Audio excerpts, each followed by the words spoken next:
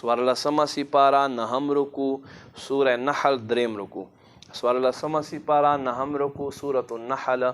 دریم رکو بسم الله الرحمن الرحیم الہکم الہ واحد تاسو عبادت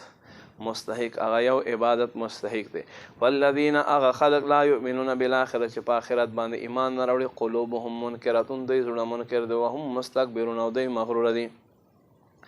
لا جرم فی الحقیقت ان الله یعلم بشک الله تپت ما یسرون هغه څه دوی پټوي و ما یعلنون هغه څه دوی ښایي انه لا يحب المستكبرین بشک الله مغرور نه خوښوي وإذا قيل لهم هر کله چې دوی ته وویل ماذا انزل ربکم د ستاسو رب څه نازل کړي دوی وایي قالوا اساطیر الاولین دا خو مخکینیو خلقو کیسې کهانې دي لیحملوا اوزارهم کاملة یوم القیامه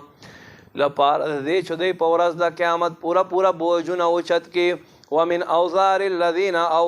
بوجونه د خلق يضلونهم بغیر علم هغه چې دوی گمراه کړ بغیر د علم الا ساء ما يزرون وور سمر بد هغه بوجونه چې دوی بیا اوچتوي